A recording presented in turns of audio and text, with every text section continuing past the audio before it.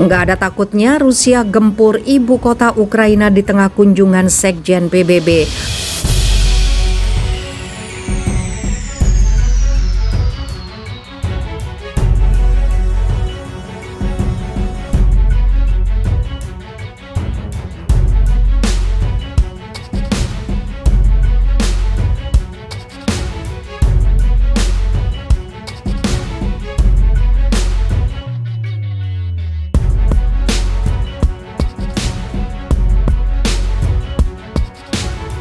Rusia menembakkan 2 peluru kendali ke ibu kota Kiev pada Kamis 28 April ketika Sekretaris Jenderal Perserikatan Bangsa-Bangsa Antonio Guterres sedang berkunjung di Ukraina, kata beberapa pejabat Ukraina.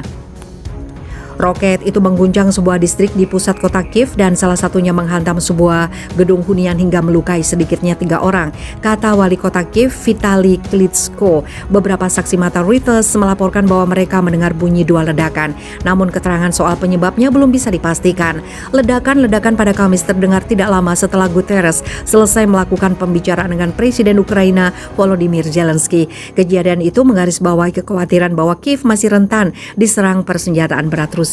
Ada serangan di Kiev, saya terkejut bukan karena saya sedang berada di sini, tapi karena Kiev adalah kota suci bagi masyarakat Ukraina maupun Rusia, kata Guterres kepada stasiun penyiaran Portugal RTP ketika ditanya soal ledakan tersebut.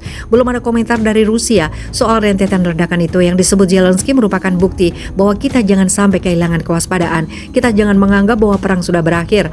Pembicaraan Guterres dengan Zelensky dipusatkan antara lain pada upaya mengevakuasi para pentempur dan warga sipil Ukraina yang berlindung di sebuah pabrik baja di Mariupol, kota yang terkepung. Kota di Ukraina Timur itu menjadi target utama penyerbuan Rusia di kawasan Donbas. Presiden Rusia Vladimir Putin sementara itu secara prinsip menyetujui keterlibatan PBB dan Palang Merah dalam proses evakuasi pabrik baja. Persetujuan itu mengemuka dalam pembicaraan terpisah yang dilakukan Guterres dengan Putin pada Selasa di Moskow. Para pejabat Ukraina telah menyatakan kekhawatiran bahwa Rusia bermaksud menangkap orang-orang yang masih terjebak di pabrik tersebut. Namun dugaan itu ditepis oleh Moskow.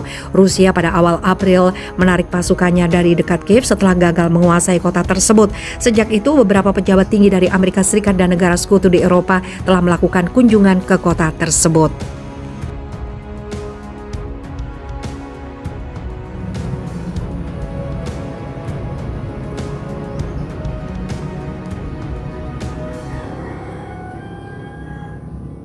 Rusia izinkan serangan ke pangkalan militer NATO yang bantu Ukraina. Perang Dunia Ketiga dimulai.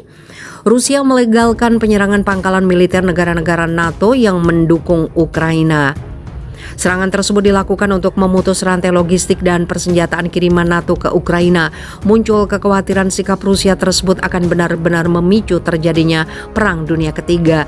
Dilansir dari Daily Mail, Rabu 27 April, keputusan tersebut diungkapkan oleh juru bicara Kementerian Luar Negeri Rusia, Maria Zakharova.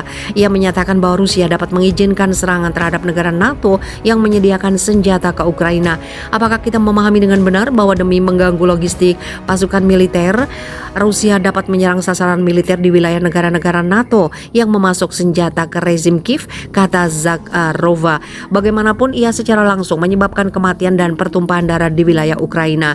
Kata-katanya muncul setelah Menteri Angkatan Bersenjata Inggris James Heappey mengatakan bahwa Inggris mendukung serangan udara Ukraina pada infrastruktur Rusia. Dia menambahkan bahwa akan senjata Inggris sepenuhnya sah digunakan dalam serangan semacam itu.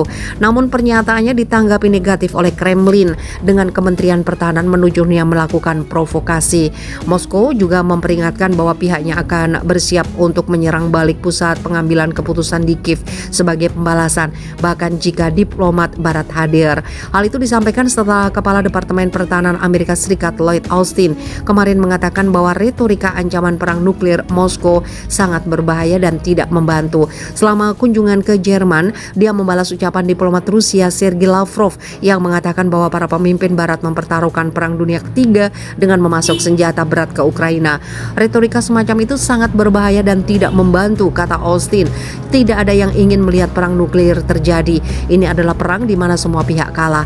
Retorika berbahaya itu jelas tidak membantu dan sesuatu yang tidak akan kita lakukan.